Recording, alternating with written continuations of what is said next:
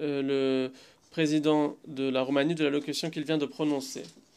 L'Assemblée va entendre une allocution de son Excellence Félix Antoine Tshisekedi Tshilombo, président de la République démocratique du Congo.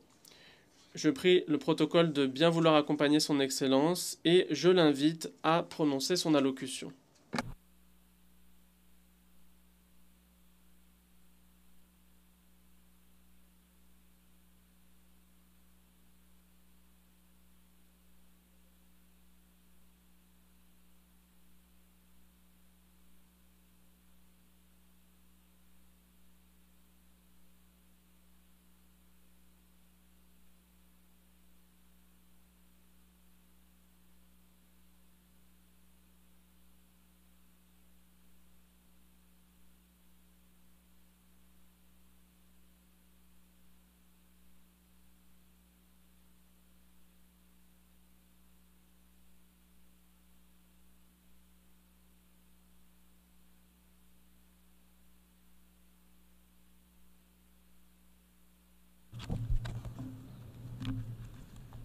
Monsieur le Président de l'Assemblée générale des Nations unies, ici représenté, c'est avec un immense honneur que je m'adresse à vous aujourd'hui pour la première fois depuis que le peuple congolais m'a renouvelé sa confiance en m'élisant pour un second mandat à la tête de notre nation. Ayant eu l'occasion de prendre la parole devant vous par le passé, je suis particulièrement ému de pouvoir le faire à nouveau en ce moment significatif pour notre pays. Je tiens à féliciter M. Philémon Yang pour son élection à la présidence de cette 79e session, de même que je rends hommage à vos prédécesseurs pour leur engagement constant au service de cette institution.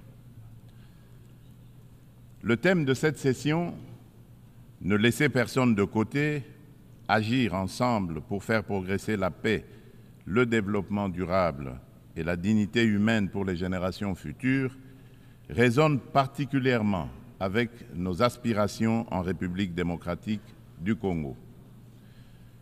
Monsieur le Président, Monsieur le Secrétaire général des Nations unies, Mesdames et Messieurs les chefs d'État et de gouvernement, Mesdames et Messieurs les chefs de délégation, le multilatéralisme et le respect d'un système mondial basé sur des règles ont été des piliers essentiels pour soutenir la paix, la sécurité, la santé, la prospérité à travers le monde depuis près de 80 ans. Les Nations unies incarnent ces valeurs fondamentales et demeure un acteur incontournable face aux défis majeurs que l'humanité doit surmonter, qu'il s'agisse de garantir la sécurité, de maîtriser le changement climatique ou de lutter contre la pauvreté. Cette réalité nécessite une coopération multilatérale renforcée. Cependant, le noble idéal des rédacteurs de la Charte des Nations unies, celui de servir d'instrument par lequel tous les pays régulent leur comportement, semble s'effacer.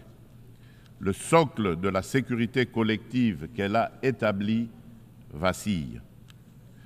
Nous avons la responsabilité de conjuguer nos efforts et de réaffirmer notre engagement envers le multilatéralisme, qui est la clé de solutions véritablement transformatrices face aux défis qui rongent notre monde.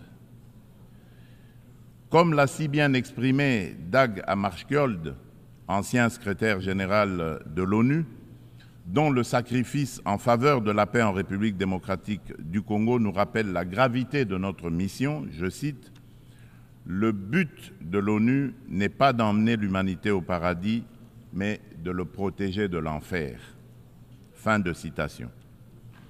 En cette période critique du multilatéralisme, le multilatéralisme revêt une importance cruciale.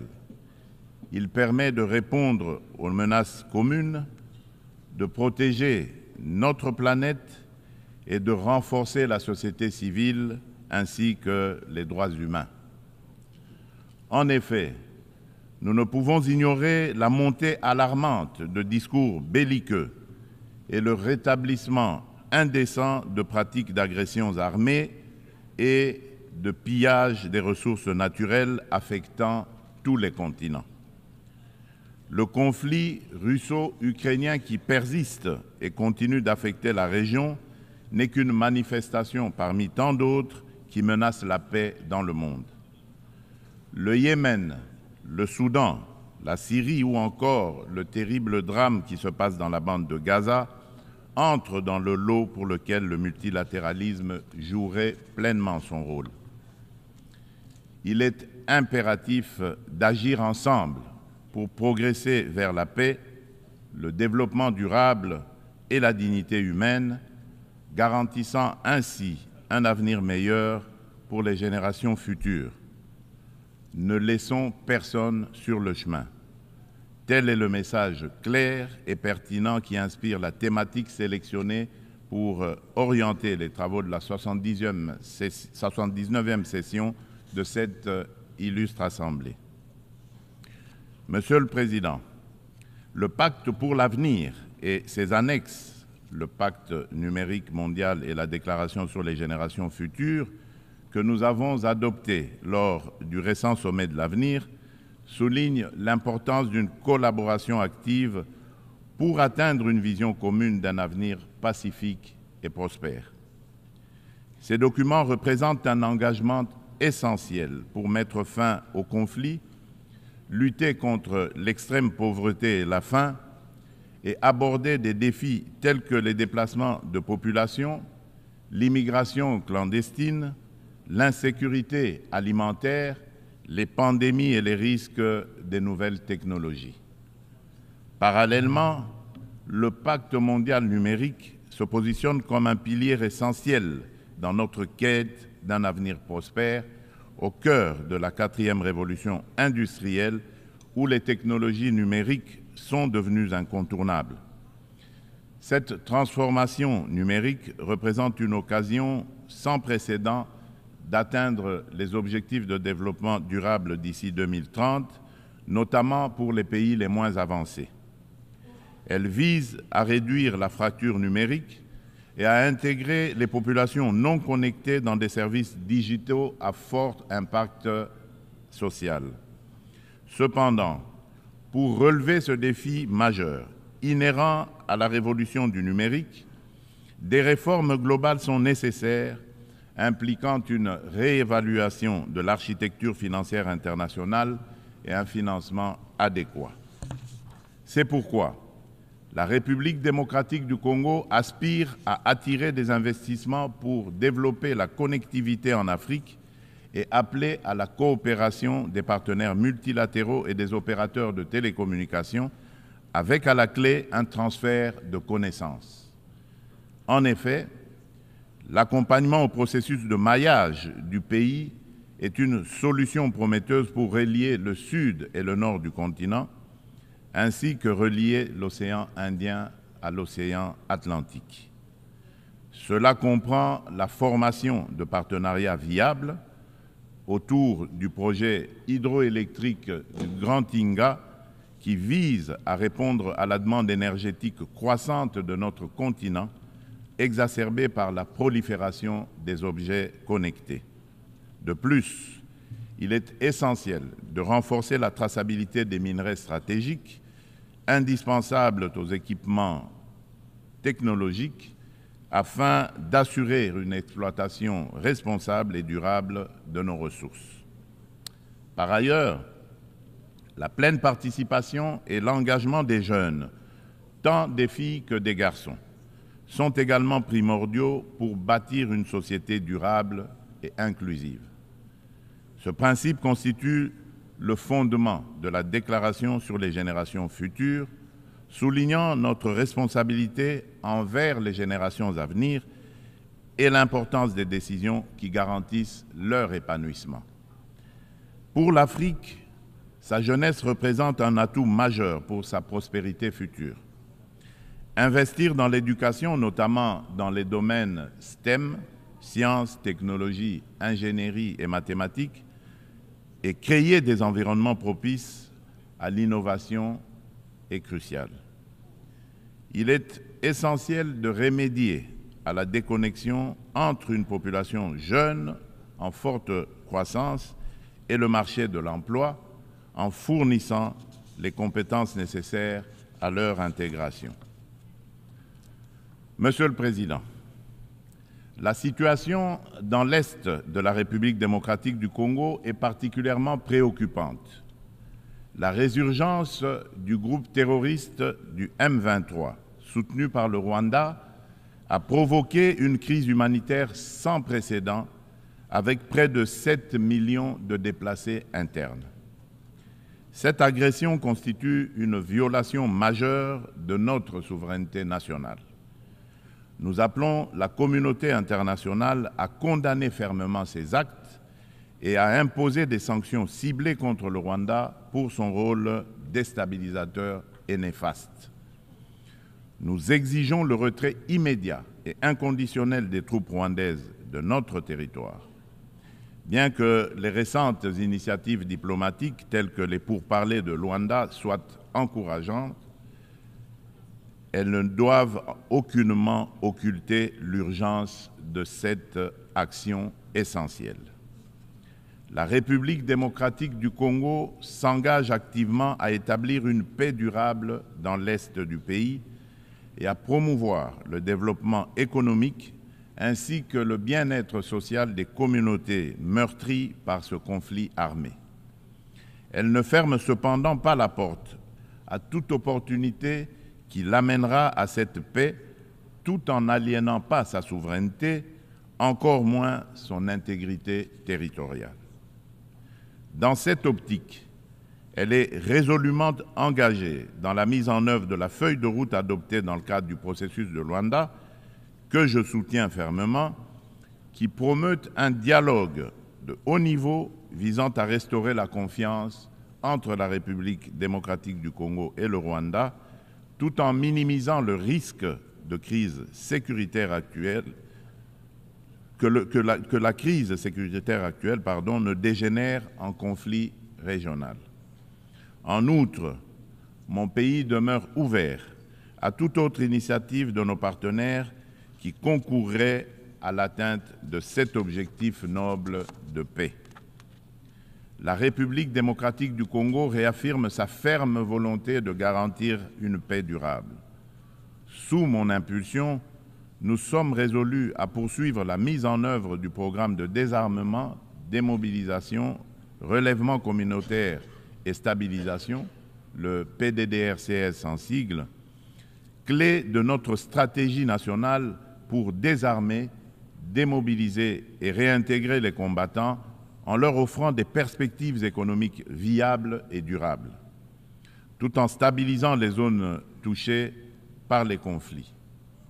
En assurant une transition post-MONUSCO, nous priorisons essentiellement le rapatriement des combattants étrangers. Le PDDRCS est un levier crucial pour la paix en République démocratique du Congo et j'invite nos partenaires et amis à le soutenir. Par ailleurs, des milliers de victimes du génocide pour des gains économiques en République démocratique du Congo, en abrégé Génocost, continuent de subir les conséquences dévastatrices d'un passé marqué par la violence et l'impunité. Reconnaître et traiter les effets de cette stratégie est crucial pour favoriser le rétablissement et la reconstruction des communautés touchées. Au-delà de l'aide humanitaire immédiate, une approche à long terme, centrée sur la justice, la réconciliation et le développement durable est essentielle pour permettre aux victimes de se reconstruire et de retrouver une vie digne. C'est pourquoi le gouvernement de la République démocratique du Congo a décidé d'institutionnaliser la journée du 2 août, journée du Génocost, dédiée aux victimes des crimes odieux perpétrés par des rebelles soutenue par des multinationales et des États de la région. Cette journée incarne une communion nationale permettant de confronter un passé douloureux pour aller de l'avant. Elle est essentielle pour renforcer la conscience historique de notre pays et affirmer la détermination de la nation à prévenir la répétition de telles barbaries. Monsieur le Président, le terrorisme constitue une menace sérieuse pour la paix et la sécurité internationale, touchant toutes les régions du monde. Après avoir sévi en Asie, en Europe occidentale et en Amérique du Nord, ce fléau semble désormais s'enraciner en Afrique. En tant que membre de la coalition mondiale contre l'État islamique, la République démocratique du Congo exhorte les Nations unies à intensifier leurs actions pour mettre en œuvre les recommandations de cette organisation, notamment dans le cadre du processus d'Aqaba. Le terrorisme qui sévit dans l'est de notre pays est étroitement lié au pillage et à l'exploitation illégale de nos ressources naturelles. Ces activités criminelles alimentent l'insécurité et financent les groupes armés, exacerbant les conflits dans la région des Grands Lacs. Par conséquent, il est impératif que les Nations unies envisagent des sanctions sévères contre les acteurs responsables de ces crimes économiques afin de briser ce cercle vicieux et de favoriser la paix, le développement durable et la dignité humaine pour les futures générations. Monsieur le Président, selon le dernier rapport d'examen national volontaire des objectifs de développement durable, la République démocratique du Congo a réalisé des avancées significatives vers plusieurs cibles des ODD grâce à des réformes et interventions majeures. Depuis 2019, le gouvernement a mis en place une réforme ambitieuse pour assurer la gratuité de l'enseignement de base, permettant à près de 4 millions d'enfants de rejoindre l'école. En outre, plusieurs mesures ont été prises pour renforcer la protection sociale, introduire la couverture sanitaire universelle et promouvoir l'égalité des sexes, ainsi que pour favoriser le développement des infrastructures et une industrialisation rapide à travers notamment la création des zones économiques spéciales. Malgré ces progrès, le rapport mondial sur les objectifs de développement durable souligne qu'au rythme actuel, la République démocratique du Congo ne pourra pas atteindre les ODD d'ici 2030 en raison des inégalités et de la vulnérabilité persistante exacerbée par des conflits armés. Face à ce défi, une feuille de route comprenant des actions, interventions et réformes spécifiques a été élaborée afin d'accélérer les progrès et de répondre aux enjeux de l'agenda 2030 avec déjà certaines mesures mises en œuvre pour que la République démocratique du Congo soit en adéquation avec les ODD en 2030. Pour cela, la République démocratique du Congo nécessite des investissements annuels de 32 milliards de dollars. Il est donc indispensable de renforcer les partenariats pour des investissements durables et de promouvoir la paix afin de permettre un développement socio-économique stable. Au registre des réponses mondiales aux défis climatiques et la promotion des énergies renouvelables, la République démocratique du Congo, qui a déjà affirmé son engagement en faveur d'une action climatique ambitieuse, souligne l'importance cruciale d'un soutien financier et technique accru afin de renforcer ses efforts pour atteindre les objectifs de l'accord de Paris. Riche en biodiversité et en ressources naturelles, la République démocratique du Congo se positionne comme un acteur clé dans la lutte contre le changement climatique. Les initiatives engagées pour réduire les émissions de gaz à effet de serre se concentrent sur 4 secteurs stratégiques: l'agriculture, la foresterie, l'énergie et la gestion des déchets. Des réformes structurelles sont actuellement mises en place pour inverser la déforestation et améliorer l'accès à une énergie propre, témoignant ainsi de l'engagement déterminé du gouvernement en faveur de la préservation des ressources naturelles et de la transition écologique. Concernant la valorisation des forêts tropicales, un tournant majeur a été franchi à Bali en novembre 2022, en Indonésie, avec l'adoption de la déclaration conjointe sur la coopération autour de la forêt tropicale et l'action climatique signée par le Brésil, l'Indonésie et la République démocratique du Congo. Cette avancée témoigne d'une volonté politique collective d'utiliser les forêts comme levier pour un développement durable.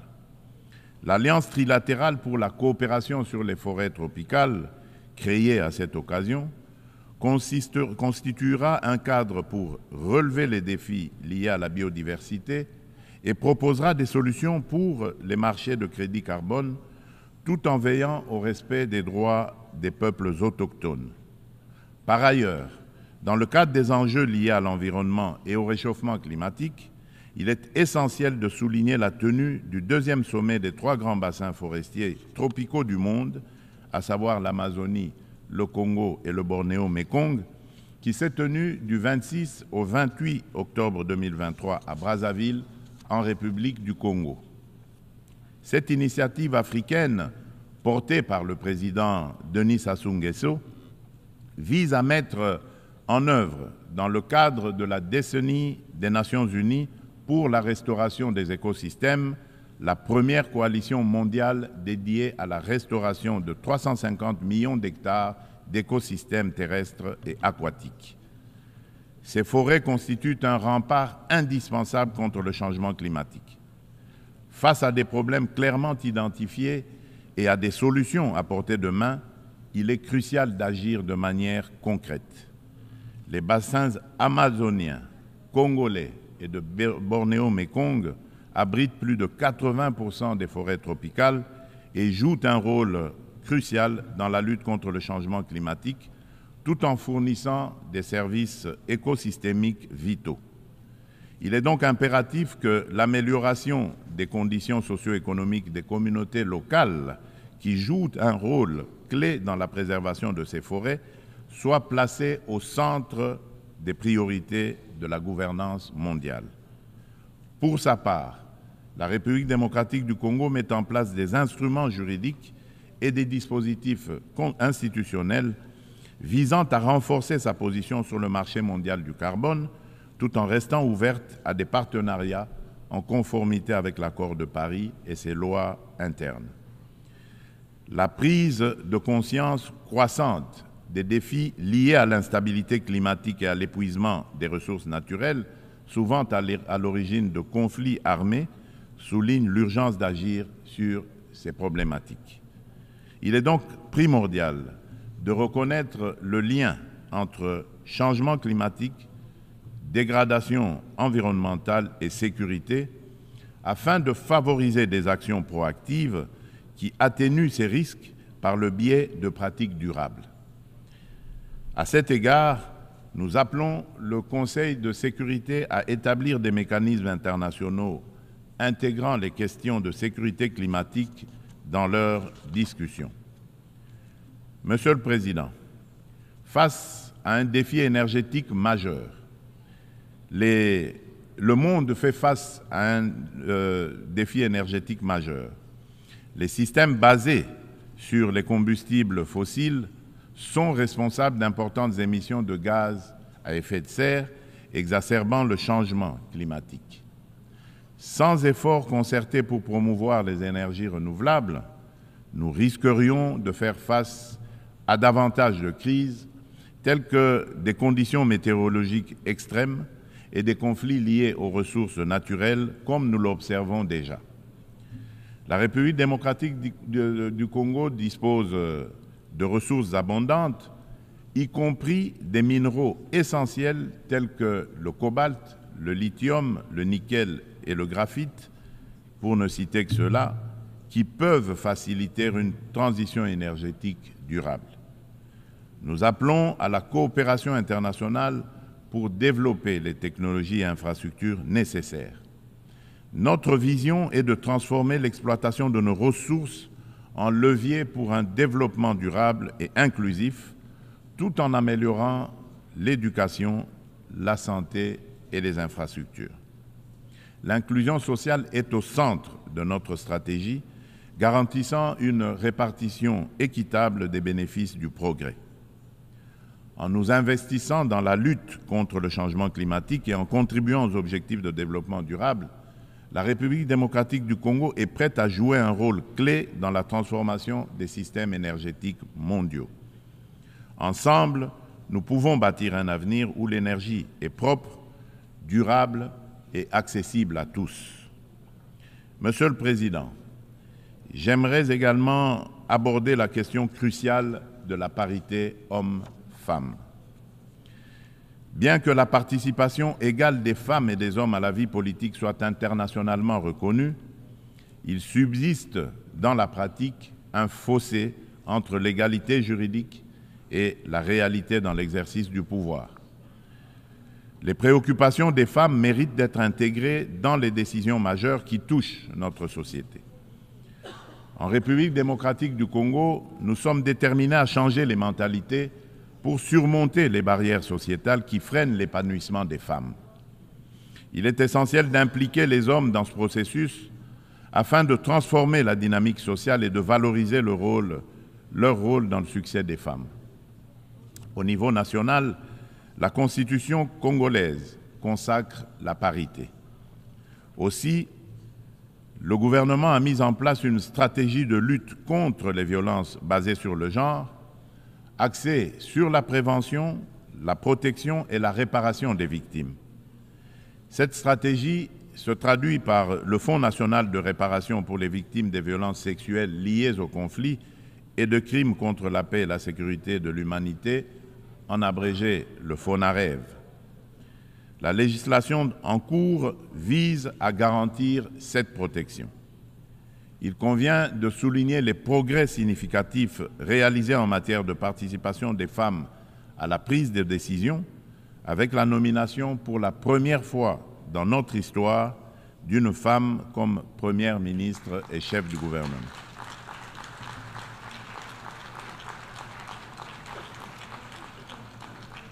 Nous assistons également à une présence accrue de femmes dans les instances gouvernementales ainsi que dans le Parlement et le système judiciaire, illustrée par la nomination de femmes au poste de premier président du Conseil d'État et à la tête de la Banque centrale du Congo.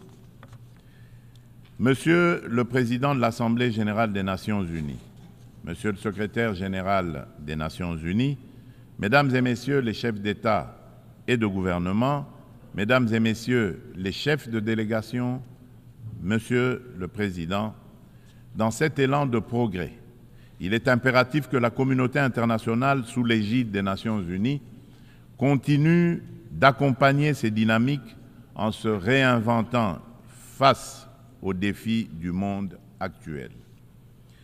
Pour maintenir la confiance de la communauté internationale, l'Organisation des Nations unies doit prouver sa capacité à s'adapter aux évolutions contemporaines et à les surmonter de manière efficace et responsable.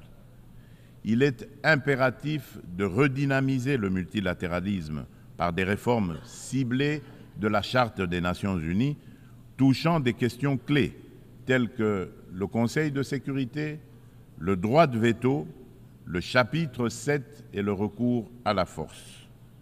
Néanmoins, cela ne suffira pas.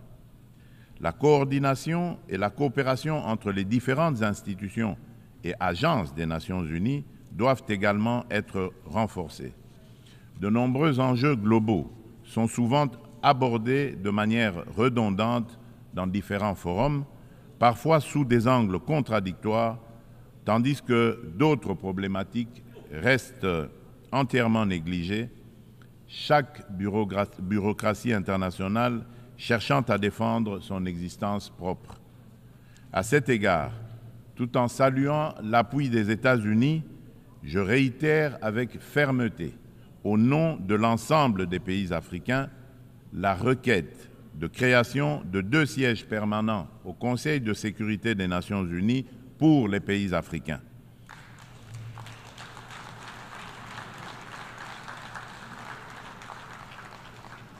En tant que principal décideur au sein de l'ONU, cet organe doit intégrer des représentants africains parmi ses membres permanents avec toutes les prérogatives leur reconnues, notamment le droit de veto pour garantir une juste représentation géographique.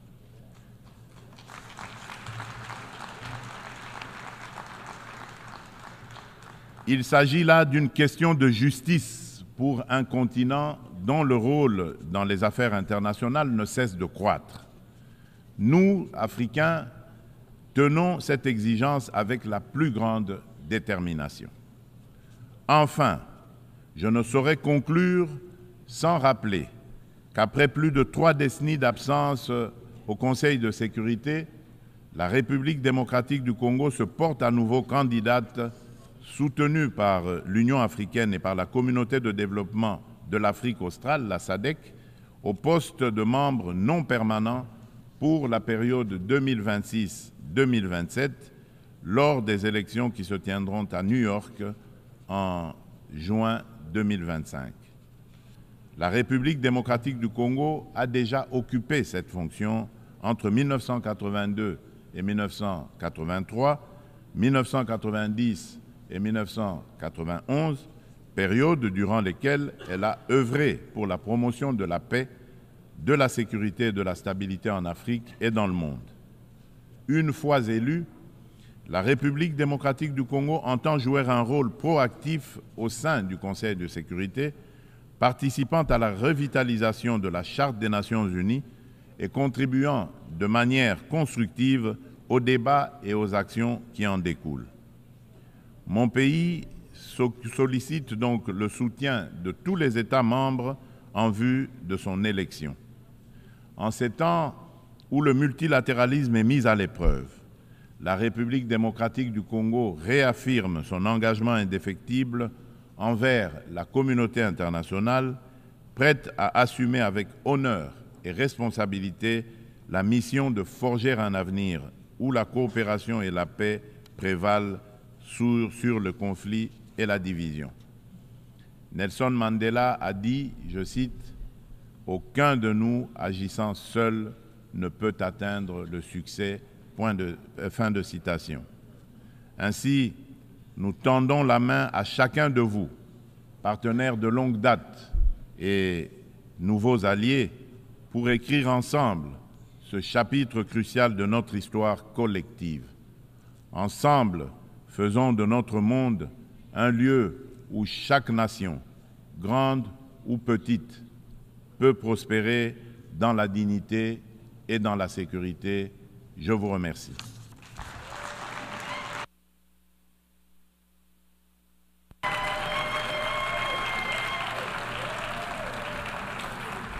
On behalf of the Assembly, Au nom de l'Assemblée générale, je tiens à remercier le président de la République démocratique du Congo de l'allocution qu'il vient de prononcer.